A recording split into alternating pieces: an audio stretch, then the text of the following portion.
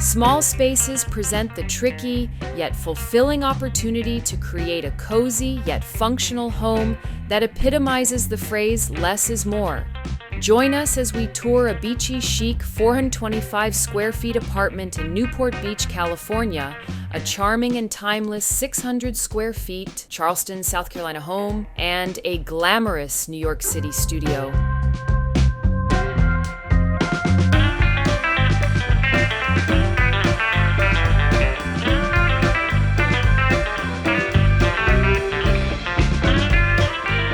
You're watching Homeworthy, where we believe every home has a story. Before today's episode, click the join button below to support all of the storytelling we do on this channel.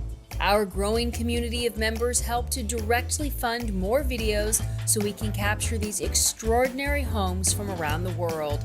So join today to receive early and exclusive access to new Homeworthy videos. Hi, Homeworthy. Welcome to my California apartment on the water.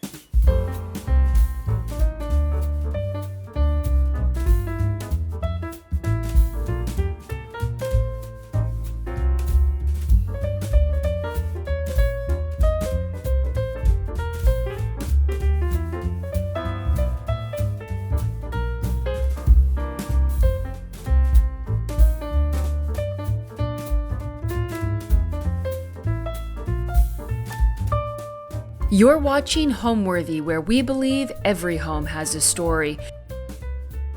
I'm Sarah Horton, and we are inside my Newport Beach studio apartment. So this apartment is roughly 425 square feet. I feel like there's been some debate on social media about what to call this. Is between a studio and I would say a junior one bedroom. There is not really a ton of separation between the living room kitchen area and the bedroom, and that kind of flows out onto my deck, which I think adds a lot of square footage, but that's exterior. I actually was living in LA for about 10 years in Venice Beach, another beach community just north up the road, and it was 2020. I wanted to change, I wanted to relocate, and I was actually looking to move to Laguna Beach, and this place kind of came up unexpectedly. I had a friend whose older brother had been living here for, I think, 4 or 5 years, and he wanted to move to Costa Rica. Everybody was changing their lives. And so I got the opportunity to take a look at this place, and I thought it just had such amazing bones. I immediately fell in love with the ceilings. They had so much character, and the outdoor space is amazing. It just kind of worked out, this kind of kismet-y, lucky thing. So before I moved in, this place was definitely a kind of bachelor pad, boy surfer shack haven. There were a lot of ropes strung up on the ceiling, and there were surfboards in between the beams, and I don't want to take anything away from it. It was a great spot, but I definitely had a little something different in mind when I took a look. But again, it had great bones, so I was really excited. Welcome to the main living space. This is kind of the living room, kitchen, kind of hybrid room. And I'm gonna take you around and show you some of my favorite things. This pendant light is an antique or vintage, not exactly sure. But I love these. It's a French Empire style crystal pendant light. I actually picked this one up from a consignment shop in Newport Beach. It's no longer there, but I love it. And I feel like it really started transforming this space into feeling a little bit more sophisticated when I first moved here. So anyway, I love this. I feel like it really anchors the room. And then we're gonna go from the living room over to the kitchen. This is my little kind of galley kitchen setup. I recently did a little renter-friendly DIY backsplash to kind of warm it up in here, give me that Nancy Meyers kitchen that I'm always aspiring to. It was super easy, and I think really kind of elevated this part of the house, because this was sort of a side that I didn't really love to show all that much. And I added like a little shelf up there with some of my favorite things. I've got a Turkish olive jar. I love that little mushroom print And then this is from my aunt's store in North Carolina. It's a really cool kind of like tin, like bowl vessel thing. Okay, and then this, we're gonna go over here, is one of my favorite pieces. This pine hutch is a Facebook Marketplace find. I believe it's French, or at least it's French inspired. I don't really know where all these things come from, but I used to have a desk here when I first moved, and I never really ended up sitting there. It just kind of ended up being dead space. So I was super excited when I found this on Facebook Marketplace.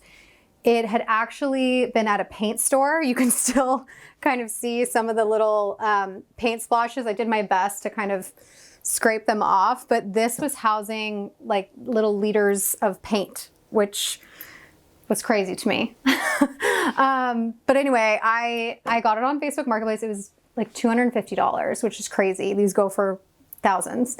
I bought it sight unseen, and I just had movers go pick it up and bring it here. It barely fit through the door. I'm very, very lucky and blessed that it did. But I just absolutely love this piece. I feel like it has such an old world feel, and it provides me so much storage as well. Living in a small space, having a desk here was great, but having this that doubles as, you know, china cabinet space, and also I have a lot of lower storage down here. And then I'm also really big into art, and this piece in particular is really special to me. My grandmother gave it to me, and she actually passed a little less than 2 years ago. So I love that I have it. It makes me think of her, and I'm really inspired by a lot of my family members and their homes, and having something from her home in here just is really special. And then I also love this one as well. This is from a California artist, Sandy Austro. But anyway, I love this one because I feel like it reminds me of a girl at the beach, and you know, that's me, a girl at the beach. So I store a lot of different things. I have extra towels down here, beach towels and bath towels, because we're at the beach. And then I have extra kitchen stuff. And then you guys, these are my junk drawers. This is like anything goes in here. I'm not gonna open it for you, but it's a little crazy in there, but comes in handy. I usually keep my plates up here, but they're actually outside on the deck set for dinner. So you'll see them in a little bit. So when people ask me to describe my style, how I've decorated this place, I tend to call it sort of traditional, coastal, maximalist with sort of pops of French country and a little bit of unexpected contemporary thrown in there, which I know is kind of a mouthful, but I guess the overarching theme is this home is very personal. It's very collected. It's things that I love that are kind of from a variety of different styles that I've sort of pulled together in a way that I think looks very calming and very relaxed, but sophisticated at the same time. I definitely get compared to Nancy Meyers quite a bit on social media, and she has been a huge influence of mine. I love all of her interiors and all of her films, and I love that they feel really lived in and they reflect the characters that are living in that place. And I feel like it just tells you more about the person, and I feel like that's kind of what I've tried to do here too. Okay, now let's go check out the bar cart area. So I love this area of the house because I feel like this is very quintessential beach house, and I feel like here I was very inspired by kind of Caribbean, India Hicks, that kind of collected, like old world, even Florida, like Palm Beach-esque vibe. It's a lot of different vibes there. But I don't remember where I originally saw this, but I love the shape of this like cane bamboo mirror, and then having the sea fans up at the top. I feel like I've seen other designers do that, or in coffee table books. I can't even remember where I saw it, but I just feel like that really brings in the element of like organic beach living. These are not from here though. I picked these up in Tulum and brought them back, packed them flat in my suitcase. I can't remember. I think that one bowl I got at the flea market, the woven bowl, and then these art pieces. This one is from the Mart Collective in Venice, which is like a cool kind of permanent flea market. And then the rest of these are just Etsy printouts. And then this bar cart I feel like it gets a lot of attention. And I also am a big thrifter, flea market person. So these silver coupe glasses are thrifted. This vessel is thrifted. I brought in this sort of ceramic-y clamshell too to sort of bring in that beachy vibe. So this is kind of, this to me is the quintessential beach house area of the house. So the overall vibe of this place is very kind of cozy, coastal, maximalist. I love to use different textures in here, and especially because it's so light and bright and white in here, I really wanted to use a lot of lighter tones to kind of amplify that feeling. But I like to use a lot of different textures and different prints even, like this rug kind of plays off of that. These chairs have little linen slip covers on them. I had them made. I just wanted something kind of organic feeling, and I love the shape of these tiny chairs. These chairs underneath are from HomeGoods and they're leopard print under. But I got this really nice kind of like linen blend fabric and took it to an upholsterer and had them do a French seam. And I love how these look. They're so perfectly sized for the space. And then I've got this oversized cozy couch that's in the same fabric. But overall, it's just comfortable and cozy, and it has a sophistication to it, I think, with the lighting, but overall it's really relaxed. I am a full-time content creator. I create a lot of different content here in my apartment for different brands. Prior to that, I worked in brand marketing for a really long time, and I dealt with a lot of the visual look of the brand. So I would, work on the photo shoots, social media, etc. So I kind of have brought that whole experience into what I do now. Okay, so this is my little maximalist treasure trove. I have more sea fans up top, and then a ton of books, and then a lot of personal things in here. I have photos of family. This is my mom and my great-grandmother and my grandfather and my Uncle Tom at the beach on a boat, which is perfect for here. And then a lot of these things are things I've picked up or collected. A lot of the coral I've picked up myself. And then I really love this boat painting. I got this at this place called The Barn in San Juan Capistrano. So I got it locally, and I just thought it was so beautiful. It had a horrible frame, but I popped it out, and now it's just this really nice beaded board that sits in the back, and I feel like it fits here perfectly with being out on the harbor. And I have one more thing I wanted to tell you about this. We're all about high-low in this house. So this bookcase is actually IKEA. I wanted to find something and source something vintage, but I just haven't come across anything. But I actually really love this, and it just works. The shelves are adjustable, and I feel like it's created this really nice little nook that kind of hides this part of the kitchen. And it's really nice that you can kind of have new, old, high-end, low-end, all kind of coexisting in one space. I don't really have an entryway, but I did kind of make this little gallery wall moment here. And this is another sort of high-low feature. So these two, I think, were originally from Restoration Hardware, but I ended up thrifting them. This is a Goodwill little purchase. I honestly can't remember where I got that, but then these I took from my mom, and I think they're actually nice. Sorry, Mom. The best thing about living by the beach is being in such close proximity to nature and such close proximity to the water. I find nature in general to be so grounding, and being able to walk just a few blocks and you're just surrounded by gorgeous sand and water. It's really just so calming and relaxing, and it's part of the lifestyle that I really love being down here.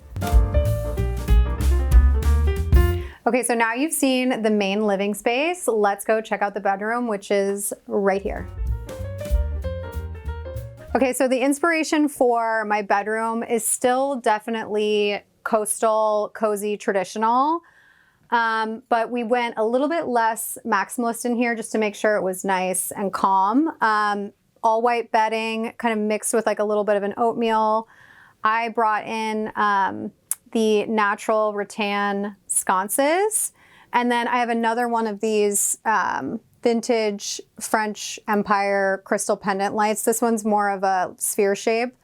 And you can tell they're vintage because the tops are actually still mercury glass. I love this painting above my bed. This was actually a 30th birthday present from my parents. And I love that it's kind of an unexpected moment in here because everything is so traditional, and this kind of brings in a little bit of contemporary. And I think it still really kind of reflects the outside, which is very beachy, but I love that piece and it's very special to me. One of the best features of this bedroom is it goes right out to the patio. In the summer, I usually have these doors open all the time. And when it gets hot, I'll even sleep with them open sometimes just for like a nice cross breeze. But it really is amazing having such quick access to outside. And I feel like it enlarges this space so much and makes it feel so much bigger than 425 square feet. I have a lot of white linen curtains here, and especially in the bedroom, I have them covering the door that goes outside. I also have them covering the closet. I feel like it's a great renter hack to hang curtains really high. It sort of draws your eye up and it makes them look custom. And I think it gives it a really kind of cozy, sophisticated look. Okay, speaking of white linen, the white linen continues on the bedding. I'm a big layer person, so this has a lot of layers. But another thing that makes this bed look so fluffy is it's on 18-inch risers, because underneath is where I hide everything I don't want you guys to see. But mostly it's just extra clothes and things I don't use all the time, suitcases, etc. But that is also a great renter hack, is get a high bed and it's better storage underneath. So this little vignette moment is new. I got these vintage botanical plates framed, and they're custom framed to look antique. It's Italian beaded frames. And then to finish that off, I got some sconces from a consignment shop, and then I actually made these like with a glue gun. It's taffeta fabric that I got from a discount designer fabric warehouse, but they're sort of meant to look kind of organic to kind of offset how traditional the rest of this is. But this is a new addition and I love it. It kind of plays into the maximalist aesthetic that I have in here, but it's still kind of clean and calm and relaxing. Another piece that everybody asks about are these dressers. Unfortunately, they are discontinued, but another elevated IKEA find. I'm telling you, high and low can coexist and look amazing. This mirror is a French antique and this is IKEA, and it all kind of blends together in this really awesome way and looks super elevated. I feel like because this place has such amazing natural light, having everything bright and white really works in this space. I think sometimes people assume white makes everything look bigger, which I feel like if you do have a darker room that's really cramped, I think that that is a good time to use color. But in this case, this is an upper unit. There's windows all the way around, so the light in here is really amazing, and I feel like the white just kind of brightens everything up, and I think it does make it look larger.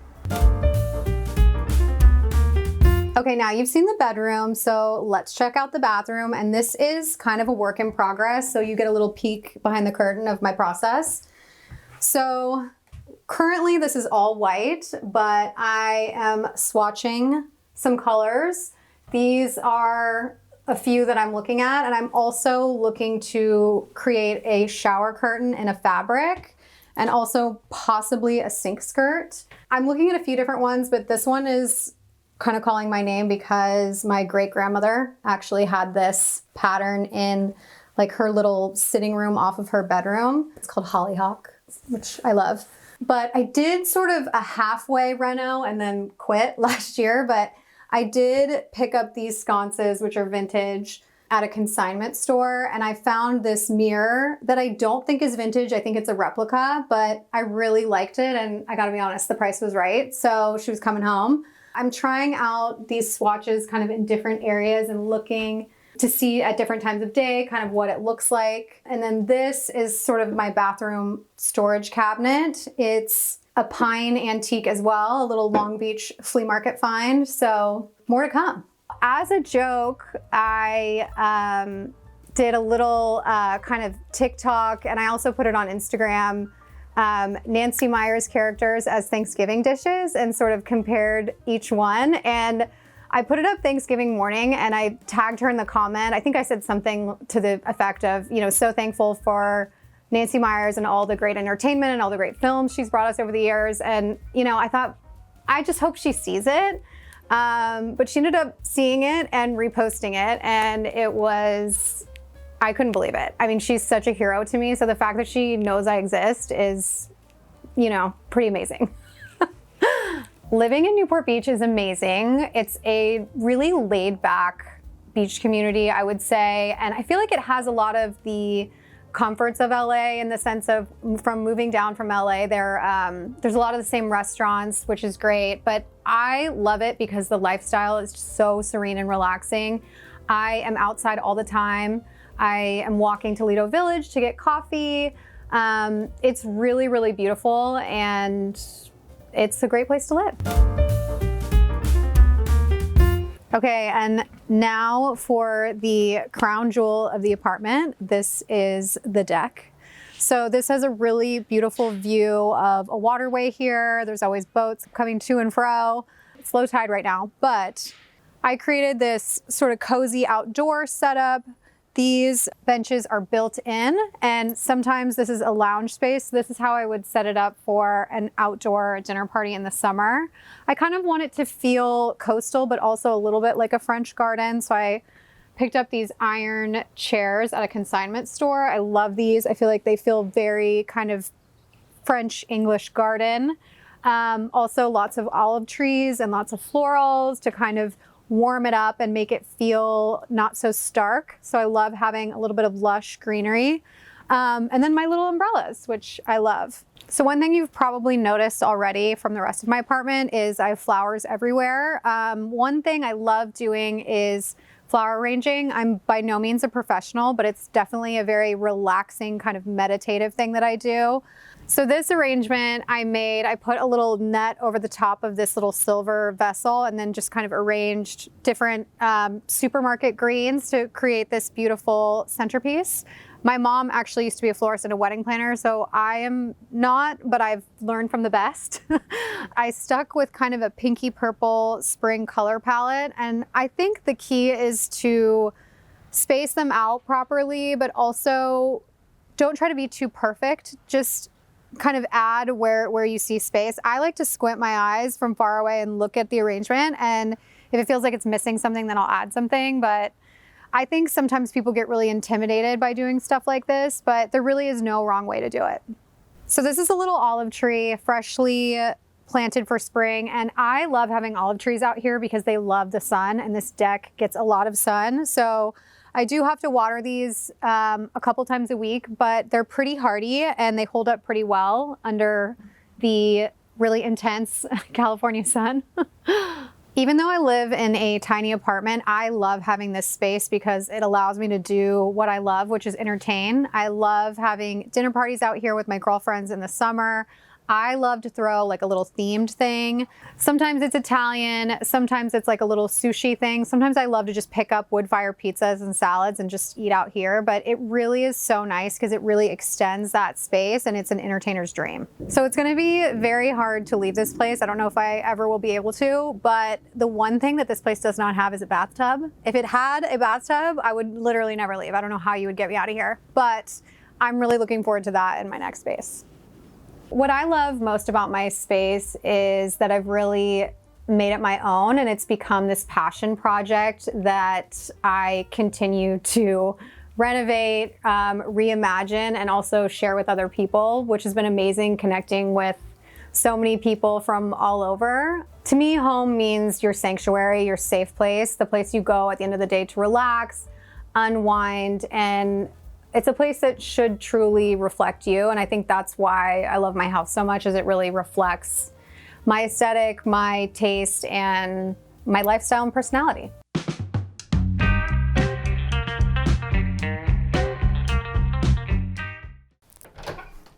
Hi, Homeworthy. I'm Emily. I'm so excited to welcome you to my Charleston home.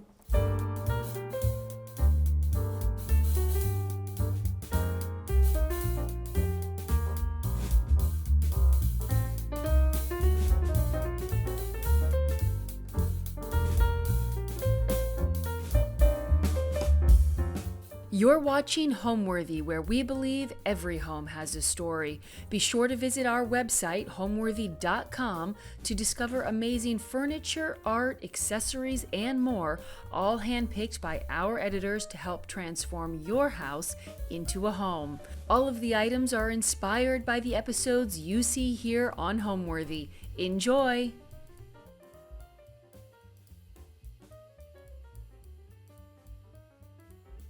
Hi everyone, I'm Emily Sermons. This is Charles. Welcome to my 610 square foot home in Charleston, South Carolina. I grew up in Atlanta, Georgia in the South, and I think like a lot of my peers, I was so ready to get out of the South. Once I graduated college, I immediately moved to California, eventually made my way to New York, and I was pretty positive that I was never going to end up in the South again. I started dating my boyfriend who has family in Charleston, and we took a lot of trips to Charleston together in some of those early years of dating. And kind of in spite of myself, I ended up falling in love with Charleston in a way that I never expected to fall in love with a southern city. I just loved the way that Charlestonians are obsessed with historic architecture. I love the history and the charm and the beauty and the food of Charleston. And I really started to see the possibility to build a really permanent life here. In the pandemic, we were living in New York, but decided to spend a little bit of time here. And when this home came on the market, we absolutely loved how bright it was, the perfect location downtown, how much charm the home had. And while it was a little bit of a leap of faith, we decided to purchase the home and start our lives as snowbirds, kind of spending fall and winter in New York, coming down here after the holidays and spending through June here in Charleston. So I would not trade it for the world. I love living in both cities, and my love for Charleston has just grown so much, even more so than when I was coming down as a tourist. Now, as a Charlestonian myself, I just have such a deep appreciation for the city, its history, and the really vibrant community that's here. My full-time job is a product manager at Adobe. It's a job that I absolutely love because it allows me to be close to creative people, creative tools, but it's a job that does feel a little dry day to day, and it was really important to me to find an outlet outside of work that allowed me to be creative and kind of got me away from the computer screen. So a couple of years ago in 2021, I decided to take my passion for interior design a little bit more seriously and start an online community that I call Shoebox Designs. And really, the whole premise of Shoebox Designs is about empowering people to design small spaces with vintage and antique decor. So a lot of what I post on that community are tips for working within a small space, my advice on how to find really special vintage and antique pieces. And I've also recently started reselling antique pieces to my community because I collect so much that I can't possibly put it all in my home, but I want to give my followers the opportunity to find some of these really unique items and bring them into their homes as well. Welcome to the entryway. As you can see, this is a small, dark space. So when I was designing it, I really wanted to inject a ton of elegance and charm to really elevate this space and make it feel like a really special place when you're first entering the apartment. I first decided on this beautiful green striped wallpaper, and I think because it's such a small space, I really got to play around with pattern here, play around with color in a way that you don't really see in other parts of the home. And I think that it adds such a beautiful elegance to this space and is the perfect backdrop for the rest of the elements. I first found this bar when I was shopping at one of my favorite antique stores in Charleston, Warehouse 61. I had another piece of furniture in this space. I wasn't really looking for something new, but this piece stopped me in my tracks. And for weeks and weeks, I would go back just to look at it. I honestly just loved looking at it. It was so beautiful. And eventually, my partner Jay and I said, wouldn't we be so devastated if one of those weeks we went back to the antique store and it wasn't there? And I think that that was the clearest indication for us that we had to just pull the trigger and figure it out. And I'm so glad that we did. I think that this piece has so much history. Fun fact, it was not originally used as a bar. This piece is actually what's called a pie chest or a pie safe. So it was used back in a time where refrigerators weren't common in homes, and it was used to keep things like pastries cool.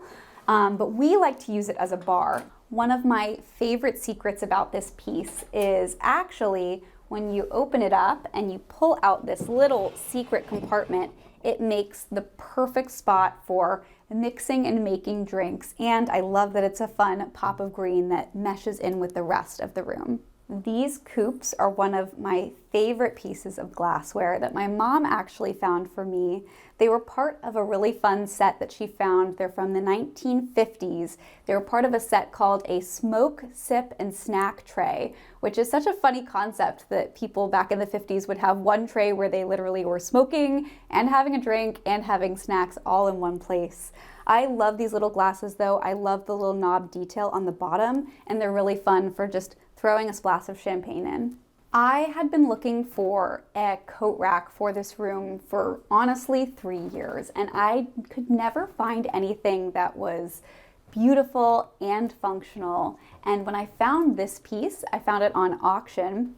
I loved it so much because not only was it this beautiful Edwardian piece that had so much charm and character, but it came with this mail organizer, which I thought was such a fun element to put in our entryway as well. So I bid on the auction, ended up winning, and we honestly just installed this in the last week, so I'm really happy with this new addition. So Charleston itself really inspired the decor for this home. I think that Charleston as a city is a kind of collage of old meets new, and I really tried to bring that into the home itself. I'm a big fan of vintage and antique furniture, and you'll see that there's a lot of vintage and antique furniture in this home, kind of paired with pops of modern decor, which I think helps the home feel elegant and classy, but still a little playful. It doesn't take itself too seriously. I think because this condo is so small, we really have to make sure that all of the elements feel really cohesive. So things that you'll see in the apartment are pops of gold, a lot of beautiful wood tones, and a lot of greenery kind of throughout the apartment. I think something that's really important about decorating a small space is not to be afraid of big furniture. I think oftentimes when people start decorating in a small space, they don't want it to feel cramped, so they buy small pieces of furniture, they try not to clutter the apartment. And I think that what that ends up doing is actually making the apartment feel smaller when it's made up of a bunch of small little things scattered about. I do not shy away from really big, bold, beautiful pieces of furniture that draw the eye upwards, that serve as focal points. I think that that's actually a really great way to make a space that might be a little bit small feel much bigger than it actually is. Design is a very collaborative process between me and my partner Jay. I think that honestly some of the best scores in this home were completely his idea, and I'm so thankful that he's kind of pushed me in new directions. For example, I love this coffee table now, but I was not sure about it when he found it. And once we put it in the space, it's got kind of that modern touch that an apartment like this really needs because there's so much antique furniture. And my followers ask about it all the time. That's just one example of so many that he's kind of picked and chosen and brought into the home. And I really don't make design decisions without sitting down with him and talking about what it's going to look like, what the purpose of it is, what the story we're going to tell about the apartment with the piece is. So it's a very collaborative process, and I'm so lucky that I have someone who's not just supportive of all of my design passions, but actually derives a lot of joy from it himself. Follow me this way into the living room. Welcome to our living room. Definitely the star of the show here is this gallery wall that sits right above our couch. This was probably the first design project that I took on for this home. I had been collecting art pieces and frames for many, many months, and I think I was a little bit scared to get started. I wanted the gallery wall to be very symmetrical, so this perfect rectangular shape rather than very asymmetrical. And I think I spent the whole month of January just putting different orientations of pictures and frames together, just laying them out on my rug in the living room, trying to get it perfect. And eventually Jay said to me, look, I think you just need to start getting this stuff up on the wall and it's gonna come together. And that is absolutely the number one tip that I have for anybody else that's trying to get a gallery wall together and is having a little bit of trouble getting started, is just start getting stuff up on the wall. The design came so naturally once I could see it in the space. I moved things around, and I think maybe it only took me about an afternoon for this whole vision to come to life. I tend to change up the art in here semi-regularly, but there are a couple of pieces that I know I will always keep on this wall because they are some of my favorite artists. Starting here with this beautiful oversized piece by Josh Young. I have been a fan of Josh for so many years. I have a couple of his pieces in both of my homes. This one I absolutely loved when I first saw it, and I knew that it would go perfectly with this antique frame that I found at an antique mall here in Charleston. I think that this is the biggest piece in the gallery wall, and it makes such a statement. These two pieces are by one of my favorite artists, Susanna Carson. She does a lot of traditional classical pieces, and these two are really special. They are called Lover's Eyes, and it comes back from a tradition in the 18th century when lovers would send miniature portraits of their eyes to their significant other to remember them by. I loved this pair when I saw them because since it came in a set, it looked like a pair of two lovers that had sent these portraits back and forth to one another, and I think that they are such a unique piece to be in the gallery wall. Last but not least, one of my favorite pieces is this face right here. It's by a local artist named Carrie Davis, and if you go around Charleston to restaurants and hotels, you'll see her face work everywhere. I fell in love with this little piece, I think, because the gallery wall is a little bit classical and formal. A piece like this adds a little bit of playfulness, and I also just love having artwork from a local Charlestonian in my wall. One of my favorite pieces in the living room is our antique rug from Revival. It's almost like a neutral that's not quite a neutral. It has a beautiful pattern, but it's still very understated, and I think that it really ties the whole room together super nicely. The hardwood floors in this building are actually from when this building, which was built in the 1920s, converted from a hotel into condos. So while they are not original, they are very old, and a lot of the architectural details that you'll see in this house do date back to the very early 1900s. The fireplace is not original to the home, but I had admired so many different Parisian apartments that had these beautiful marble mantles, and I connected with someone who's now a good friend, Molly at Mantle House DC, who refurbishes and sells beautiful marble mantles. I connected with her, and she was selling this piece that I knew was the perfect size for the home. So we had it shipped down to Charleston. We worked with a local stonemason to get it installed. And while I am not normally a DIYer, I did try to make this feel a little bit more like a real built-in fireplace by adding some faux brick and a nice wooden surround to it. And right at the bottom here, we have a little log heater that we use all the time in the winter. It's so nice to just be able to curl up right next to the fireplace and warm your toes. So this is a really beautiful vignette, and we put our Samsung frame TV right above it, and we fool people all the time who think that it's really artwork. I found this chair in Savannah on Facebook Marketplace, and I drove down, made the trip to go pick it up and bring it home. It is such a fun piece, and I really love the pop of color that it brings to this room, but it also has a very functional purpose. Because this room is so small, but we love hosting guests, I really needed a solution that would be able to move around the room really easily so that all of my guests could face each other when they were in conversation. So when I was looking for chairs that I could add to the living room, I knew I had to have something that swiveled really easily so that everyone could kind of face into the center of the room and feel really connected when they were talking to one another. My mom bought me this antique toothpick holder for Christmas one year, and I absolutely loved the beautiful crystal shape of it.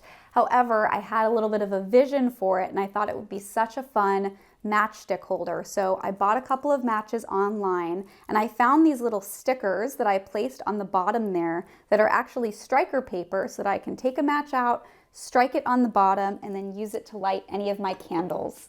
And I really love kind of displaying the matches that I've used on little antique ashtrays. I have one on this coffee table that you can see.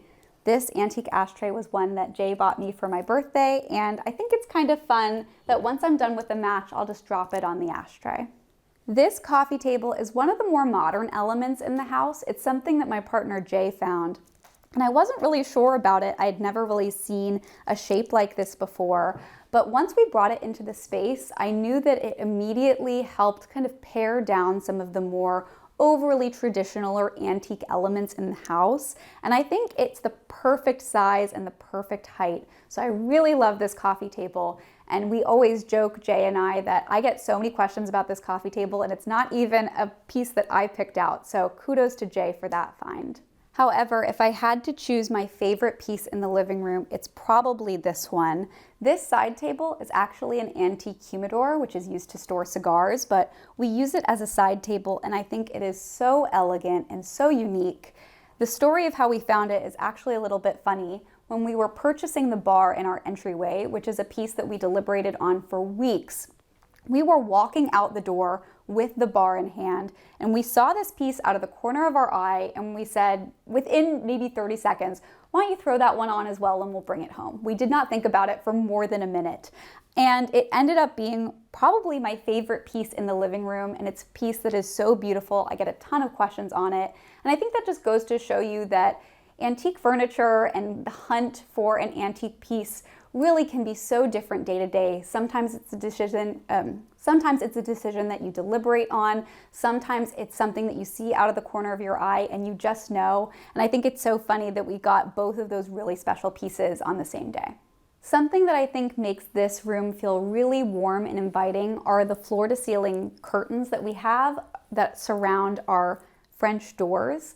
Funny story about this was actually not a piece that we picked out. It came from the previous owners of the homes and we loved the way that the drapes look so much that we just chose to keep them. So thank you to the previous tenant of this building who left these gorgeous drapes for us. My personal sense of style is something that I think is always evolving, but a couple of words that come to mind are definitely vintage, antique. There is so much of that in my home, and really my passion for interior design comes from my love of old items and bringing new life into them.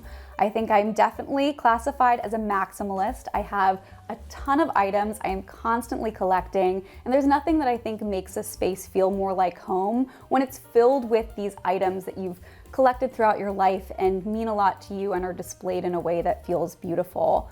I take a lot of inspiration from European architecture and European elements. I'm always looking at English and Parisian homes to kind of see the way that they are styled and bring some of that into my home as well. And I think the last thing I would use, or the last word I would use to describe my home, is that it's playful. I really like to find objects that maybe have one purpose and inject a new purpose into them. I'll show you some examples kind of around my home, but I really like a space that feels playful, whimsical, and just really personalized to the person who's living inside. Let me show you my absolute favorite part of this home, which is our balcony. Welcome to our balcony, truly the most special part of our home here in Charleston. I was inspired by the gardens of Charleston, which are some of the most iconic and oldest gardens in the United States. And I spent so many months just walking around the historic homes in Charleston and getting inspiration from the gardens that I saw there. And some of the details that I wanted to bring into this tiny space were a ton of greenery. I have beautiful ferns and a couple of other taller plants. I saw a lot of really beautiful black and white patio furniture. And of course, my favorite element were the checkerboard floors that I saw on so many different gardens and patios in Charleston. I didn't have it in the budget to do black and white tiles, so I chose to DIY these myself. And over the course of 3 days, I stenciled out and painted these beautiful black and white checker pattern onto our balcony floor. And while my back was not so happy after I completed that project, it immediately just made the space pop and really upped the elegance level. It is one of my all-time favorite projects I've completed, and I love the way that it makes this balcony look and feel. So we decided to put some really durable but also really beautiful looking patio furniture on this space because we do use this space all the time. We're always out here having a little nightcap. Sometimes we decide to do dinner al fresco. So I love this table. It's actually from World Market and it is a fantastic deal if anyone's looking for a bistro table. And I think that this space is so functional yet still remains beautiful. Charles here is a serial sunbather, so when I found this little miniature sun chair on Amazon, and it kind of had a similar feel of the black and white stripes that this patio had going on, I knew I had to get it for him. So on a really sunny day, you can find Charles scratching at our French doors, wanting to go outside and lay out on his little patio chair and just be kind of king of Charleston out here for a bit. I like to joke that the absolute best place in the whole city of Charleston to get a nightcap and watch the sunset is right here on this balcony. We face southwest and the sunsets are honestly otherworldly. I've traveled a lot, I've seen a lot of different sunsets, and none of them compare to what you can see in Charleston from this balcony. It's the most special time of day. I love having friends over at sunset, and it really just makes this place feel like a dream. Let's head back inside. A reminder that this house is 610 square feet, so we don't have a ton of space to work with, which is why you'll see that this home is very open concept with the living room looking into the kitchen. And I'm so lucky that we have this island here because it's the perfect place for us to have dinner. It's the perfect place to work. Usually one of us, when we're working from home, is working from this kitchen island. And we were so lucky to find these awesome swivel bar stools, which of course are really great when we're working or we're eating, but it's also a really great place for our guests to sit. And because they swivel and the chair in the corner swivels, we can have up to 5 people that are sitting and enjoying themselves in the living room, talking and all facing one another. So these chairs are totally multi-purpose and we were really lucky to find them. There are a lot of old home quirks with this tiny little condo, one of which is this built-in nook that we have right next to our kitchen bar stools. For me, because this is often a place that I work from home, I tend to tuck things like my computer and my chargers away in this wicker basket. And then usually we have a variety of cookbooks or magazines or just random coffee table books that we'll tuck into this corner. And I love that it's just a little visually interesting piece in what would normally be a very generic kitchen island. Before we moved in, this whole wall used to be closed off, and the person that lived here before us knocked the wall down, installed this beautiful wooden beam, and had some light fixtures hung above the island. We weren't in love with the light fixtures they chose. They had a little bit of a mason jar cottagecore vibe, but I found these beautiful milk glass lights from West Elm. I really love this collection. I actually have a couple of lights from this ribbed milk glass collection, and we decided that it would be the perfect focal point over the island. And I think obviously milk glass is a very classic material, but it's got a bit of a modern shape, so it really ties into the classical meets modern look that I'm trying to go for in this house. Let me show you the rest of the kitchen. This kitchen is small, but it is mighty. One of the things that makes this kitchen really functional, even though it's tiny, is that our fridge and our freezer are actually right here below the kitchen island. They are super tiny, and it probably wouldn't work for a family bigger than ours, but since it's just me and my partner who live here, it's actually the perfect place for us to keep our fridge and freezer, and it frees up the rest of the kitchen without having a big standalone fridge in the way. When we moved in, these cabinets were covered in a really ugly gray vinyl. It was one of the first things we knew we wanted to change. And I love really high contrast kitchens, so I knew I wanted to paint this kitchen a color that would really pop. And initially I was really brought in by some of the trendier kitchen colors like greens or blues, but I knew that something like this dark matte black would be so timeless and would kind of evolve with the kitchen no matter how our decor styles changed. And I'm so glad that I made this decision. I love the vignette that you get when you look into the living room in these beautiful black cabinets. So one of the ways that we save space is actually by keeping our microwave in this cabinet. For safety reasons, we always keep the door open when we're using it, but I didn't want a microwave taking up some of the valuable counter space that we had in this tiny kitchen, so tucking the microwave into the cabinets was a really great solution for us. While the kitchen is a space that needs to be functional, I didn't want to lose the character that I had built up in the rest of the house of this kind of collected space with a lot of tchotchkes and a lot of brass and a lot of just fun items. So I really love what we were able to do with this tiny little corner. We installed these beautiful wood and brass shelves. It's the perfect place for me to display some of my favorite bits and bobs that I've picked up over the years at antique stores. And one of the things that I thought was such a fun addition to the kitchen is this antique music stand that we use as a cookbook holder. I found it a couple years ago, thought it was so fun, didn't know what I was going to use it for, and when we were styling the kitchen earlier this year, it was the perfect place to rest a cookbook while we were cooking. So these two are oyster plates, which is a very Charleston accessory to have in your house. I always go to the annual Charleston Homes and Gardens Festival, where you can look and take a peek inside some of the old historic homes in Charleston, see the way that they have been decorated.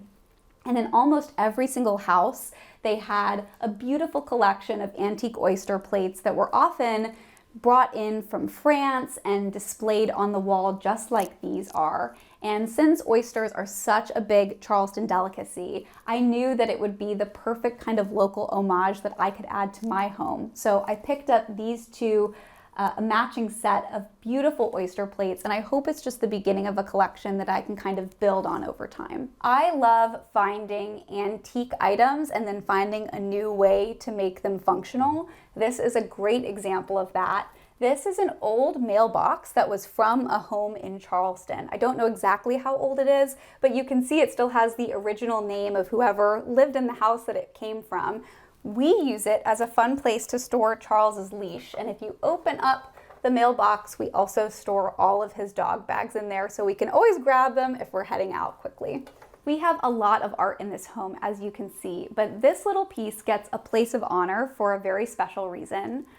When we live in New York for half of the year, our apartment is on Washington Square Park in Manhattan, and I found this adorable little sketch of Washington Square Park, and I wanted to kind of give it a special place in our home in Charleston, just to remind us fondly of our other home and other life in New York, and just reminds me of all of the wonderful things waiting back in New York for us when we go. And similarly, I have a little sketch of Charleston that we display in our New York home. So it just reminds me of our dual city life and makes me so thankful that I get to live in two of the most amazing cities. I think what really brings heart and soul into a home is having a home that is really collected with objects that you love and that are meaningful to you. I think that's what makes me so much of a collector and why I love finding things from all over the world in my travels, in my day-to-day, and bringing them into my home and decorating with them.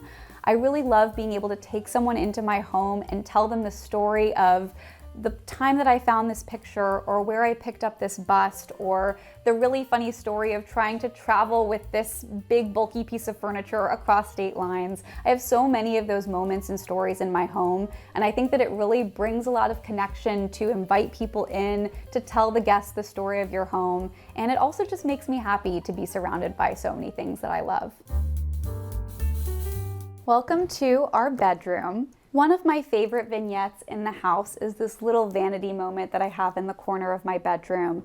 I think it all started when I found this tiny little kidney table, and the reason that I fell in love with it was this detailing on the sides. I found out later that it's called ormolu. It's this technique that kind of dates back to the 18th century of gilded bronze that's added as decoration to wooden furniture, and you'll actually see it in a couple of different places in the home. I really love furniture with that kind of detail. So when I found this little kidney table, I was absolutely in love with it, and it's a very peaceful place to sit, get ready for the morning. I found this gorgeous mirror that felt like it fit perfectly in this moment, and I think it's a very elegant space in this bedroom. So one of the secrets of this area as well is I have this cute little storage stool, and in it I have all of my makeup so that I can kind of keep it out of sight, but it's super easily accessible for where I'm sitting here and I'm doing my daily routine. We buy all of our candles pretty much from one of our favorite local Charleston stores called Candlefish. They ship all over the country, so I highly recommend you check them out.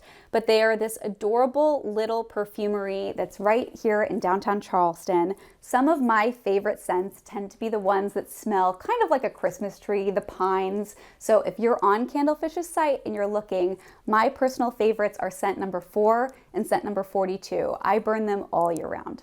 Definitely the star of the show here are these beautiful built-ins that surround our queen bed frame. When we saw these built-ins when we were first touring the house, it was one of the biggest selling points of the apartment. Because I am such a big collector, I knew it would be the perfect place to display all of my antique tchotchkes and just be a stunning focal point for the room. As you can see, we have a ton of books because my partner and I are huge readers. Honestly, these are just the really beautiful ones. We have so many more that are tucked away in cabinets or closets, a bunch in our home in New York. So we just display the ones that are really beautiful on the shelves. One of my favorite things to do when I am going to antique malls or going to flea markets is finding some of my favorite books that I've already read and finding really beautiful older editions of them. You can see that there are some of my absolute favorite classics on here, things like Rebecca by Daphne du Maurier, And Then There Were None by Agatha Christie, The Count of Monte Cristo by Dumas. A lot of those favorites I've found these beautiful editions of, and I love displaying those on my shelves. I think it's a really beautiful way to represent something that is so important to me in reading. When it comes to designing bookcases, I really believe that it is trial and error. I think I've restyled these shelves about a dozen different times since we've moved in, but a couple of items that I think always make a shelf styling moment shine are, of course, books, and a lot of them, especially if they are books that are meaningful to you or tell a story. I love collecting different pottery and putting it on my shelves. So this beautiful blue Delftware pottery that I have here. And obviously art is a big thing in my home in general, but it's something that I really love to layer on top of my shelf styling elements. So I have a couple of my favorite paintings. One of my favorite pieces that's actually a painting that is painted on a plate by one of my favorite artists, Susanna Carson. This is so fun. So I really like to take an approach of taking things that I'm buying and collecting already and just moving them around, seeing how they're meshing together, and really making sure that it feels very collected and cohesive.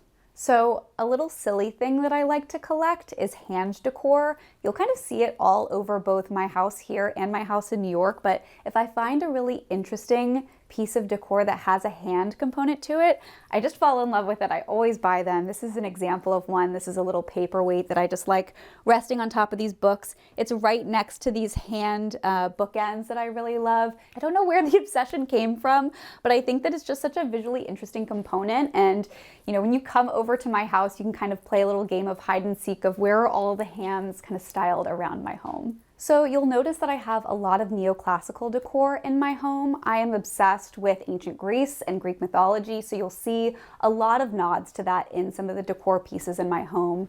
You can see up there I have two busts of Apollo and Artemis. I actually have another bust of Apollo on my desk. I have Hermes out in the entryway. It really brings me so much joy as a lifelong lover of mythology to find these pieces, bring them into my home. It feels like something that I've carried through childhood in with me to adulthood. And I think that it also, doesn't hurt that it looks so beautiful and elegant in the space. So while I absolutely love the way that the built-ins surround our queen bed, it did mean that we had to go without some of the comforts in a normal bedroom like nightstands. So we had to get a little bit creative with that problem. I found these shelves from World Market. They're supposed to be wall-mounted shelves, but they have these really neat little drawers to them. So I thought it was the perfect item to just tuck into the shelves and serve as pseudo nightstands. So we tuck away, our eye masks or our earplugs for when we go to sleep at night, and they still look really beautiful on the shelves, which I love. I think that home to me is a space that you feel 100% yourself in and is a 100% reflection of who you are as a person to the world, to the folks that you're inviting into your home.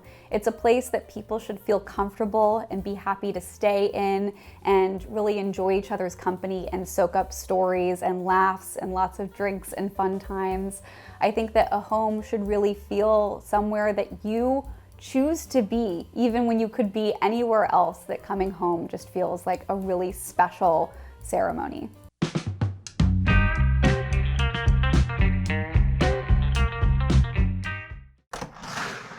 Hey Homeworthy, it's Steven. Welcome to my apartment in New York City. Come on in and let me show you around.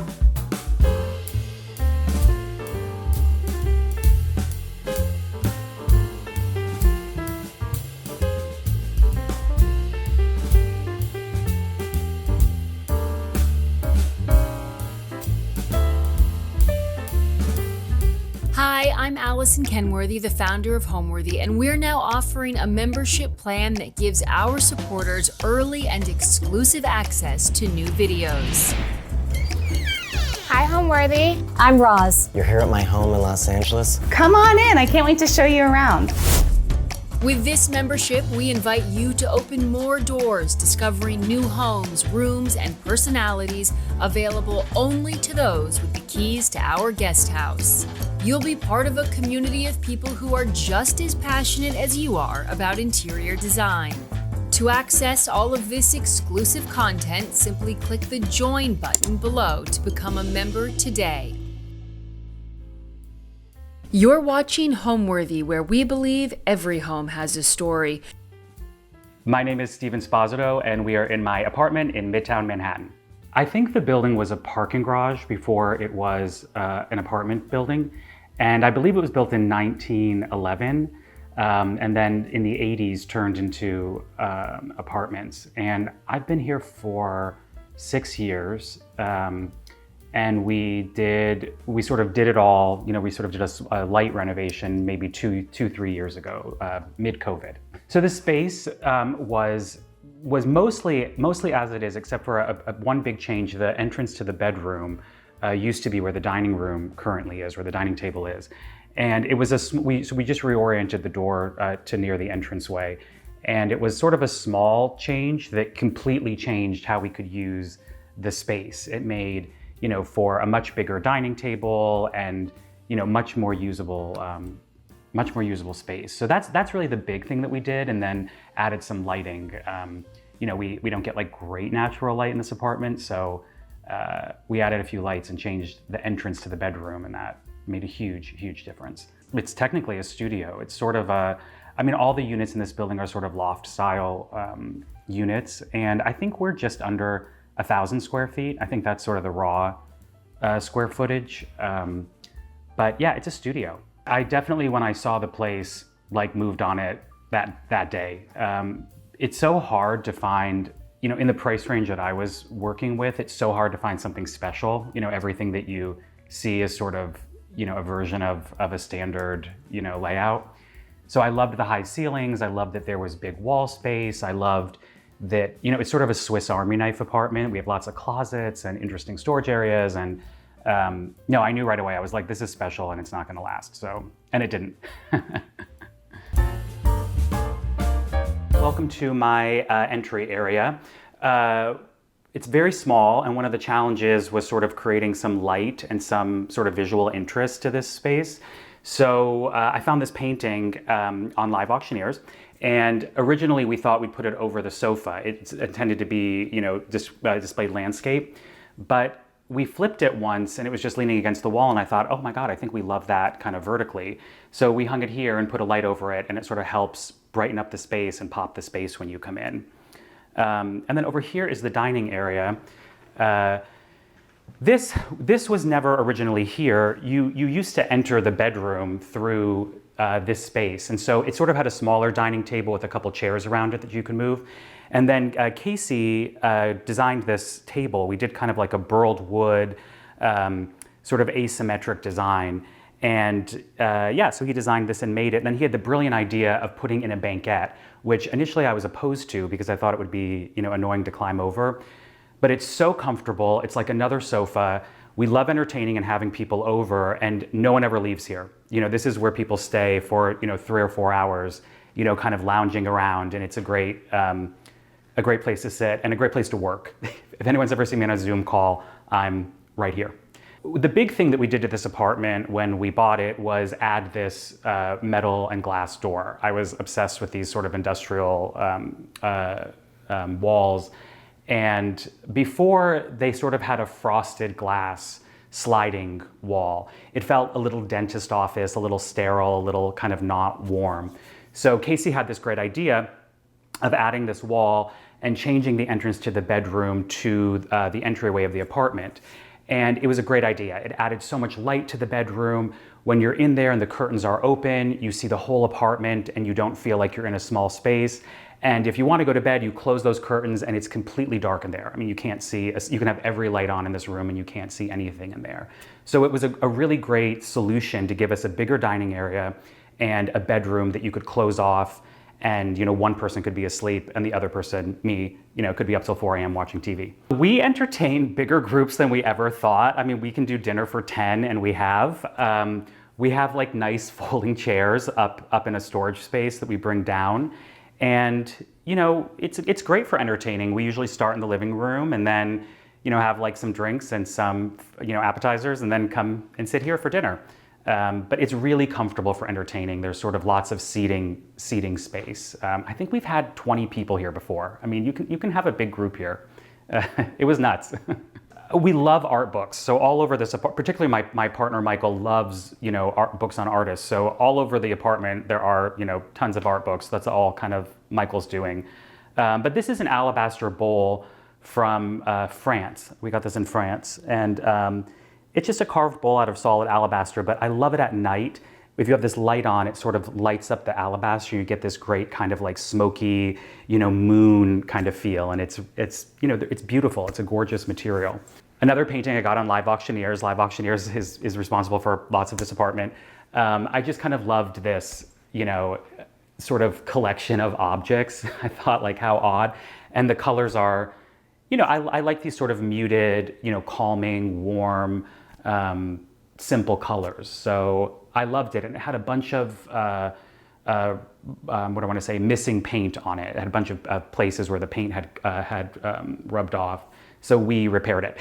I mean, I'm sure not properly, but we did the best we could. But yeah, I love it. And then this is the Aero light from Apparatus.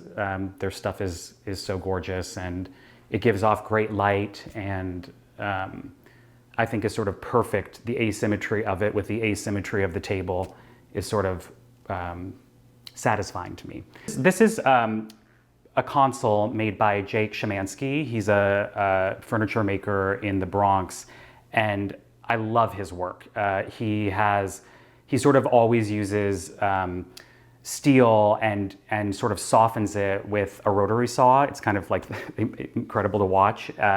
So he makes this whole thing out of steel and then sort of smooths the edges and chips away at them, and it feels very handmade and actually very soft, even though it's solid steel and it's extremely heavy. So he made this, and then he also made the tables by the bed, which I love. And then this is a Jean Prouvé sort of architectural detail. I think it was from a school, from the exterior of a school, but we found that, and I love using it as a piece of art. I think it's just kind of like simple and calming, and the height is great. And then this box was my grandfather's. He immigrated from Greece at 16, and it's a cigarette box. And he brought this over with him at 16 from Greece. So I love having that. And then a bowl from Morocco. We love Morocco, and we have friends there, and so we try to go every year. And then there was this is a Hannah Eschel sculpture. There was just a great article about her in the Times. She's sort of a lesser known, incredible sculptor and painter who passed away a few years ago. And I love her work. So I was thrilled to sort of find this. And then the other thing I think to notice about this is Casey had this great idea of cutting out the carpet around some of the furniture. And it just helps, I think it helps the space feel a little more polished, a little more considered. And it wasn't as big of a deal as I thought it would be. I mean, they come and cut the carpet anyway, so they just cut some notches in. But yeah, I like this little, welcoming vignette when you arrive. This is moss. It's just a bowl of moss. I loved going to the flower district. We go, we have a large vase that we always try to keep branches in. So we go maybe once every 4 months and try to buy branches, and sometimes they have, moss and weird flowers. And for a while I was really into decorating with moss. I've gotten over that, but yeah, it's moss. I mean, I worked with Casey Kenyon to decorate the apartment, and we did kind of a French mid-century vibe mixed with like an 80s New York was sort of the inspiration. So like rich colors, sort of, the ceilings are high, so it can kind of take heavier furniture. But yeah, to me it feels, we looked at all these great reference photos of like the 80s in New York and sort of, darker interiors and heavier carpeting and sort of loungy feels, and then mixed that with sort of a French mid-century kind of minimalist aesthetic. And yeah, I think it's very cozy. I will say that it's very cozy and warm. I think when people come in, it feels comfortable. And I think that was really important to me. We host a lot, so, having, lots of places to sit and places to lie down. And we did a banquette around the dining room table instead of chairs. And when we have people over for dinner, no one ever leaves that banquette. It's the only place anyone ever sits because it's just sort of comfortable and loungy. And I kind of love that. I kind of love that feeling that it feels pulled together and it feels elegant, but no one's afraid to sit on anything. No one's afraid to touch anything. No one's afraid to put a glass down. It's sort of comfortable and loungy, I think is the thing that we hear the most, at least. And then if we go over here into the living room, it's just a big open space. I mean, it really is a studio. And I think it actually helps the space feel bigger that it's all open. I think if there were walls here, I think this would actually feel incredibly, incredibly small. And a smart thing that the architects did, the people before us did all of this, they didn't complete any of these walls to the ceiling, which is super useful for us. One, because the kitchen's on the other side of those walls. So when you have people over and you are entertaining, you can be in the kitchen and still hear what's going on and still participate in the conversation. And yet no one sees the mess that you're making in the other room. And two, it just helps your eye go to the actual exterior wall of the apartment, and it makes it feel a bit bigger and a bit airier, which, always a good thing. These are our floor pillows. When we have people over, people love sitting on the floor and love sort of lounging. So the bottom one is beaver hide. It's really soft, really comfortable. And then this is in some sort of, I think, silk. But yeah, it's great. It's super casual. People come over and just sort of lounge around and throw them wherever they want and relax. I got this in Detroit, and it's really sort of important to me because my dad died of COVID early in the pandemic, and I bought this sculpture maybe 2 months before he got COVID, and it was in Detroit, and I couldn't quite get there to pick it up in time. So he went to Detroit to pick it up, and then I was directing a show in Pittsburgh, and I went from Pittsburgh to Ohio, where my dad lived, to get it from him, and it was the last time I ever saw him. Without COVID before he died. And so this is super important to me and always reminds me of my dad who, really did always go the extra mile for me. So this one stays forever. And then 2 chairs from Italy from the 50s. They were completely upholstered in white, kind of, bad white kind of boucle, old boucle fabric. And so we stripped them down, reupholstered them, but the arms had like significant damage. And so Casey had this great idea of adding some leftover suede from the sofa to the arms. And I think it was just such a great solution because when we bought them, who knows what condition things are in under the upholstery. And they were like really, really, really torn up. And, it's a great lesson. Like when you're buying vintage or when you're buying antiques, if it's not perfect and the shape is great or they're comfortable or the size is right, there really is almost always a solution. These little brass details on the side were sort of an afterthought. One of our friends broke the arm off of one of these chairs. And so Casey said, well, let's just reinforce them and add these little brass details, which to me totally made the chair and made them more exciting. This little box is from my mother's garage. I saw it in her garage and I was like, oh, I love that. And she's like, oh my God, take it. And we keep incense in it. We just keep little like pellets of incense. But I love the color and I love the shape. And then this was a gift from a colleague of mine. It's a corkscrew. It's like sort of a little corkscrew that I use as a sculpture. And then just a little silver bowl. This vase is from Australia. I spent 1.5 years working on the Book of Mormon in Australia, and it's from a company called, I believe, Dinosaur Designs, and they sort of make these resin vases that are cool. 2 parchment nesting tables, waterfall tables that I love. And then the coffee table is Philip and Calvin Laverne. They were a father-son duo from 50s, I think, through 70s, maybe 80s. And this table has the Greek muses on them. I'm half Greek, half Italian, so I love sort of subtle references to anything Greek or Italian. And they're all the muses of art. So there's drama, there's poetry, there's music etched into the front of it. I think this one is poetry here, but they're sort of all over. And I love that because I work in theater. I love having sort of subtle references to theater. And this particular table has the original label underneath it. Another thing I think is so fun that you can see who the original owner was and when they ordered it and where it went. So there's an old kind of, looks like a business card stapled underneath it. And another Greek piece, my God, I've got so much Greek stuff now, an ancient Cypriot head from Cyprus. Not really Greece, but Cyprus, which I kind of love.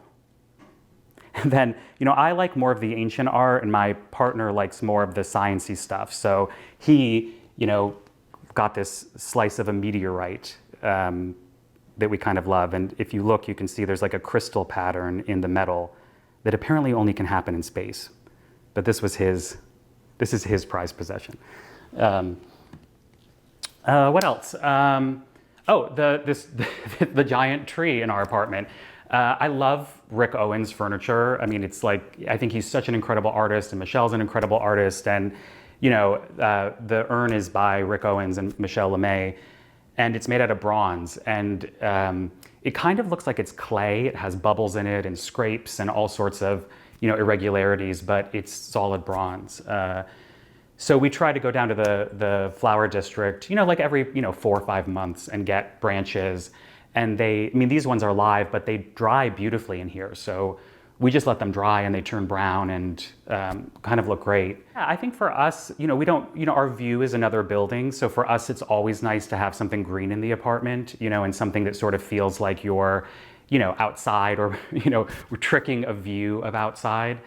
So that's our solution kind of to that.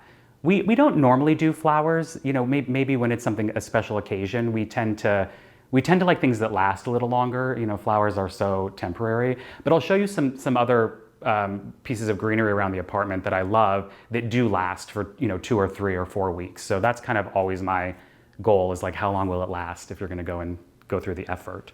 I mean, Michael and I are pretty aligned on our style. He may be a little more contemporary and I may be a little bit more traditional.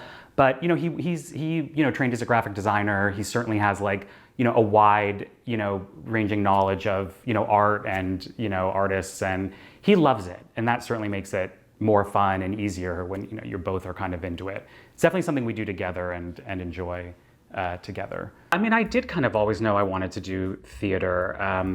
I went to the University of Michigan and got a undergraduate degree in theater directing, and moved to New York right away, and was really kind of lucky to get a job on a Broadway show very, very shortly after that. And, it's a kind of industry where, it's one thing leads to another. And, here I am 15 years later. But I always knew I wanted to do theater, since I was kind of in high school. And I sort of thought I'd move to Chicago and I'm from Ohio and do something like that. But I got a job in New York, so here I am, and I've loved it, have absolutely loved it. Now into our main kind of seating area where we spend most of our time. This is a de Sede sofa from the 70s that we got at a great price because it was ripped to shreds. This guy who owned it before us had a dog that just like tore it apart. So we reupholstered it in suede, which initially we were going to put on the banquette in the dining room.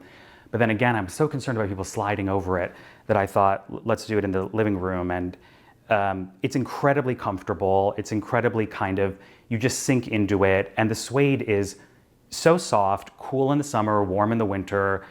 I never, ever, ever considered, upholstering a piece of furniture in suede. And it was a good choice. I'm super happy with it. The pillows are, this sort of sofa and pillows really came from, there was an Architectural Digest cover, I think from 1979, that had these exact pillows on a sofa very much like this. And so it sort of was inspired by that. I think they're mohair. I think they're some sort of mohair, but they're fun to touch and people spend all night rubbing those little pillows because they're very tactile. The painting is by Chris Vassell. He's an American artist. And it's sort of, I mean, I'm not sure how much sort of reads, but it sort of has these rusty kind of colors, and there's actually quite a bit of movement in it. And I love it. It's sort of, I love the size. I think it's really calming.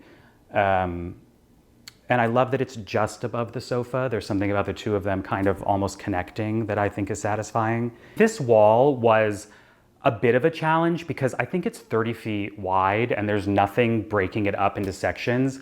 And I knew I didn't want to do a sort of gallery wall. I think, you know, sometimes they work really well, but they can often be, you know, I think a little visually messy. And, you know, for me, at least, the one painting, I think helps the space feel bigger. It's sort of, you know, your eye is sort of aware that it's huge and it clocks that. And I think if you had a bunch of smaller paintings, you wouldn't feel kind of the size of it in the same way. I mean, it feels, you know, dramatic to me, which I enjoy.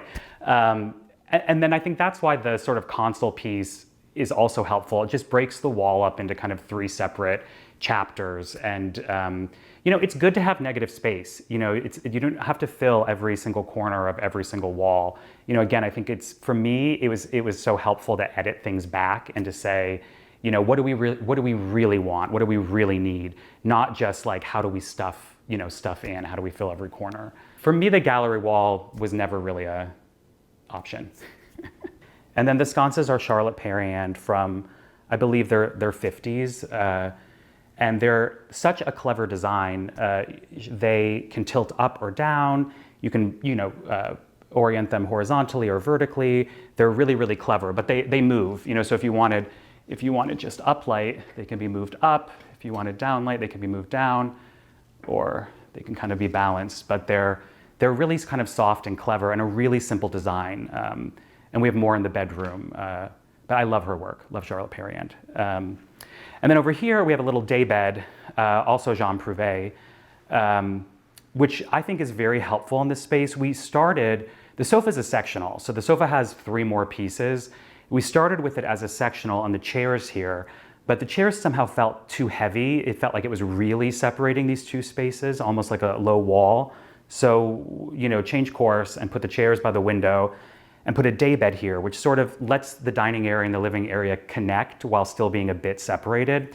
And a great place to, like, you know, lay down and chat, or, you know, if you flip the other way, watch a movie. But yeah, from the 50s, I think the day bed is. I love, you know, it's all sort of scratched up around the sides. I think it was another from a school. I think it was like a dorm bed. But I love things that are, you know, scratched, or that have a patina to them, or that feel like they've lived a little bit of life. You know, if it's too kind of glossy, it's not really my thing. The same with the suede. Like, the suede wears in beautifully. You know, it's not the thing to do if you want it to stay perfect forever, but if you're interested in it developing, you know, a patina, suede is, like, I think very exciting to watch age. So yeah, things that feel like they have some layers to them or some age to them are, you know, excite me a little bit of history. And then this is a sculpture by Val Bertoia. They were sort of, you know, based off of his dad, Harry Bertoia's sculptures. I think they're called sonambients because they, you know, they're kind of like big wind chimes. And, you know, I love it here. It's tall and it takes up space, but it doesn't have visual weight. You know, that's another thing I think I really learned with large pieces is it's all about the visual weight. So because you can see through it, because it's kind of airy, it fills the space without being, you know, overly heavy or overly, you know, involved. When Casey suggested doing one large carpet for this space, and it kind of freaked me out because I thought, oh, is it going to be, you know, really heavy and really kind of dark? But it wasn't, and it sort of unified the whole space. So again, a thing that I would have never considered is just doing a huge carpet, you know, in the room. And it really is just carpeting, you know, that you buy from a carpet company and they just come and cut it and edge it and install it for you. But it's just sitting on top of a pad. But it helps the 2 rooms kind of feel like one, and it grounds the room. It sort of helps without the carpet, the furniture did feel a bit floaty, and the carpet kind of helps it all feel connected and like grounded, and you know, it's also really comfortable. It's nice to walk on carpet. I'm all over the place with inspiration. I certainly love interior design. I love art. I love photography. We love going to the galleries downtown and just, seeing what people are making. But kind of all over. I mean, certainly the world of art is like huge for me. We have a lot of like artist books and photography books, and always useful when preparing a project.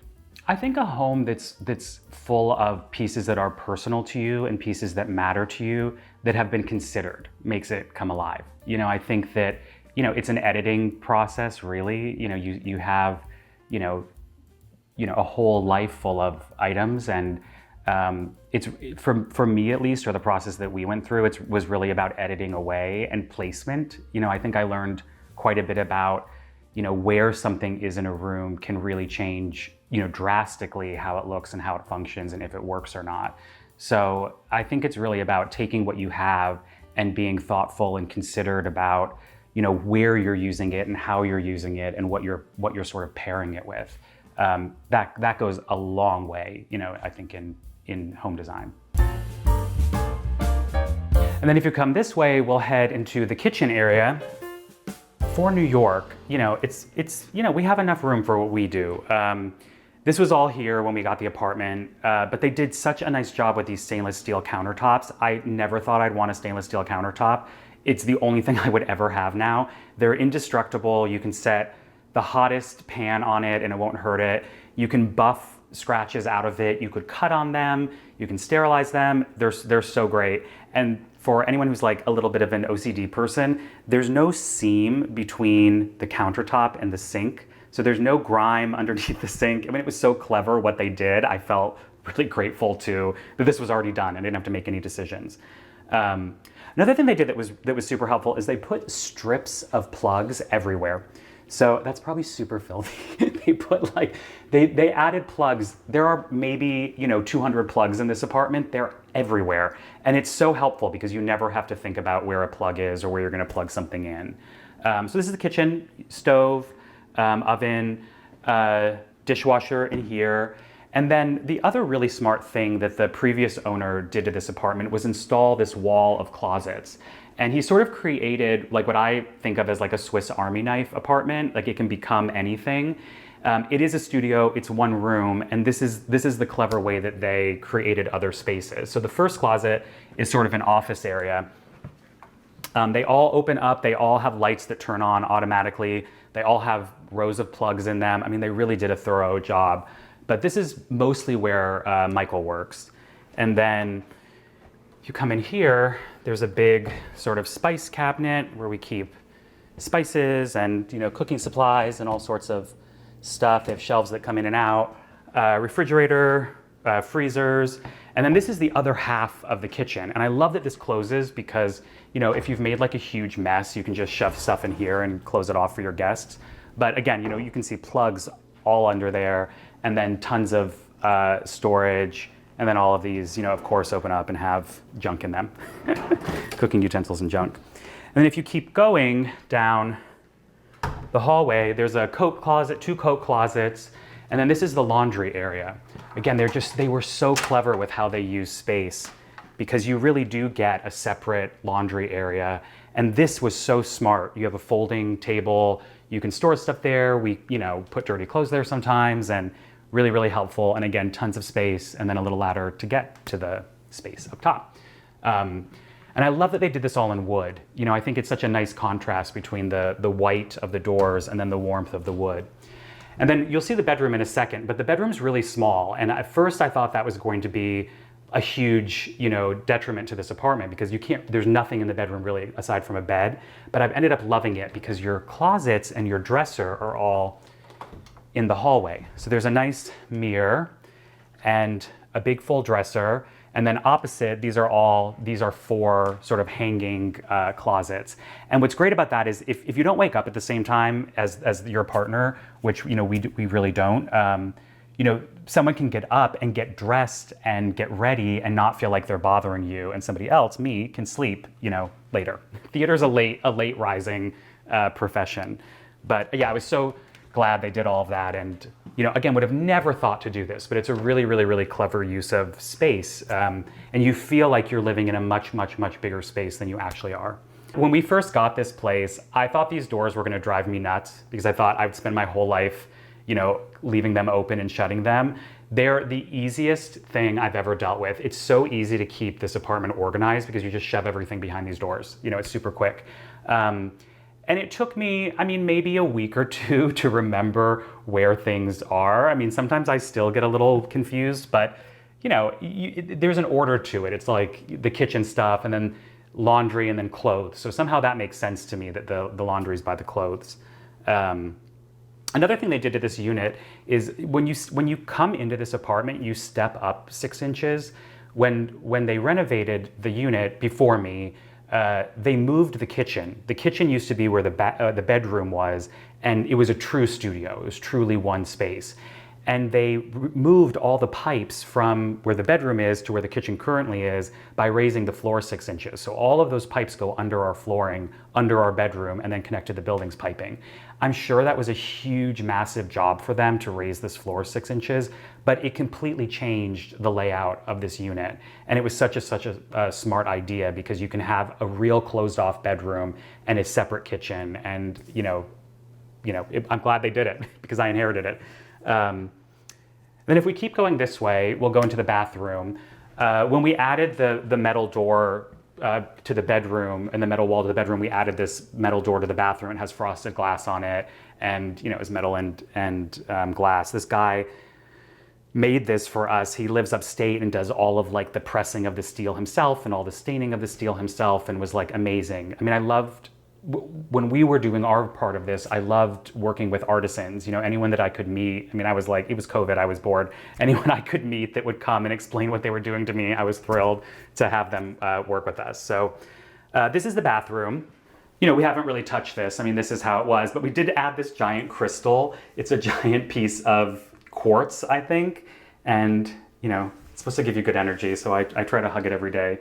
But yeah, I love kind of mixing nature elements with art. I think it's so fun to use fossils or rocks or, leaves or flowers or dried things in interiors. It's nice to bring something that, wasn't manufactured by a human into your space. And I love this. I love the light coming through it, and it kind of feels right for a bathroom. I love how quiet this home is. When you live in, Midtown, it's, you think it is chaotic. You're right in the center of New York City, and, we're in the back of the building. It's absolutely quiet here. We never hear anything. It doesn't feel like you're in the city. It feels like a little sort of safety, a little sort of safe kind of cave, to kind of come home from and, come home to and relax in. And yeah, I love how sort of peaceful it is in a location where you would, maybe not expect it to be so peaceful. And let me show you the bedroom next.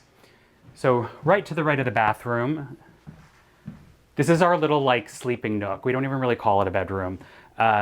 It's 11 feet by 11 feet. It's super small, but when there's only a bed in it, that's all it really needs. We decided to paint it this mauvey, purpley red to sort of play up the kind of cave-like, quality of it. It's really calming for sleep. And I was kind of afraid to do, a color on a wall. I kind of prefer white walls, but this absolutely convinced me. So Casey Kenyon designed this bed. It's very low. Again, another sort of playing with visual, how your eye sort of scans a space. The low bed makes the room feel higher, which was helpful. And when you're laying in it, you're sort of under this metal wall and under the furniture, and you feel very kind of hidden and safe. And the headboard's out of shearling, so it's like a sheepskin hide, which again, it feels luxury, it feels upscale, it feels chic, but it also feels cozy and, kind of warm. And it's really nice to run your fingers against, when you're laying in bed. And then these two belly buttons over the bed, Michael got these for me when I bought the apartment, and they're by an artist named Greer Langton. And she was an artist based in New York in the 80s. She was a trans artist who dealt a lot with body in her work. She made these sort of life-size dolls and miniature dolls and sort of all sorts of dolls. And she would change the doll's gender. She would make the dolls obese and then make the dolls thin. She would change the physical appearance of the dolls. It was sort of like her way of, interacting with body was through these pieces of art. And we found these from a woman who was an art dealer in New York, and tracked them down. It's really hard to find pieces by Greer. Most of her work is in, museums, and she's really sort of special for me because she has a huge installation at the Mattress Factory in Pittsburgh. And when I was a kid, I used to go there all the time, and I was obsessed with her work, and so to have, 2 pieces by her was super, super important to me. And I love that it's, 2 people over a bed. So I love those. And then more Perriand sconces that are just sort of a nice, warm downlight. The bedside tables are also by Jake Szymanski. They're in this steel, and I really love, these are the type of flowers that we normally buy, sort of like rusticy hard, I have no idea what they are, but rusticy sort of hard things that last a while. Those don't even need water, they just kind of dry out.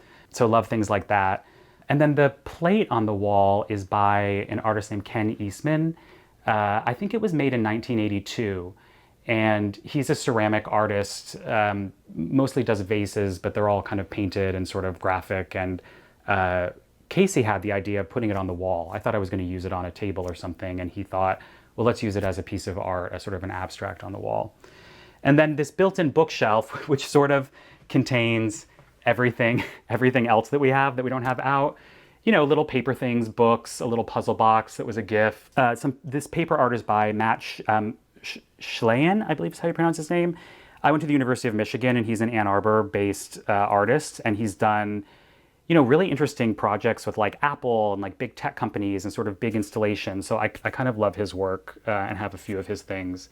More rocks, because I do like having rocks around. These rocks, and actually a few of the others in the apartment, were from my neighbor growing up. She was an older woman who had traveled a lot, and she always bought rocks wherever she was traveling. And when she died, my mom got all these rocks. And when I was a kid, if I used to get an A on my spelling test, I would get a rock. That was like my parents bribing me. So I must have gotten at least, 1 or 2 A's on a spelling test because I have them. But yeah, those are from home. This is a little vase that's super dusty that I made in a pottery class. So I took a pottery class once and made a couple things, and some of them came out like okay, so I have them slightly hidden. We got these candlesticks, and they pull apart, and I was playing with them one day, and this one has a little note in it. A little piece of paper that says Bombax from Evan. Apparently Evan made this for someone, but I thought that was so fun to find that in there. I mean, it's great to buy, old things and things that someone else has owned, because there's a little bit of a story to them. Oh, and this is my favorite thing that Michael made me for a holiday, the Instant Cheer pocketbook. It has a little note in it and a little sketch of us cuddling. So he's very sweet and artsy. Yeah, so this is just kind of a mix of like, books and extra things. These were all here when we got the place. And then the curtains in this room, Casey had this idea of using corduroy. They're just sort of corduroy fabric that's been washed. And apparently if you wash corduroy, it kind of pops a bit. It sort of fluffs it up. But they close, and then these doors, the sort of 2 French doors close, and the whole bedroom closes off. There's a pocket door in here. And when you close this down, it is pitch black in here. You can't hear anything. You can't see anything in here. And it's actually great for sleeping. I mean, there's no light kind of at all. And the owner before me installed a vent that sort of sucks out the air so it doesn't get too hot or too stuffy in here. But yeah, it's like a nice little warm cocoon. Home to me means friends and family and comfort and relaxation and a place to feel safe, and a place that you can control to a degree. I think that's another challenge of being in New York. You step out your door and you can't control anything. So it's nice to come home to a place that you feel, is really yours and that you can, share and enjoy with, your friends. Thanks for watching. Go to homeworthy.com for exclusive content and shopping guides.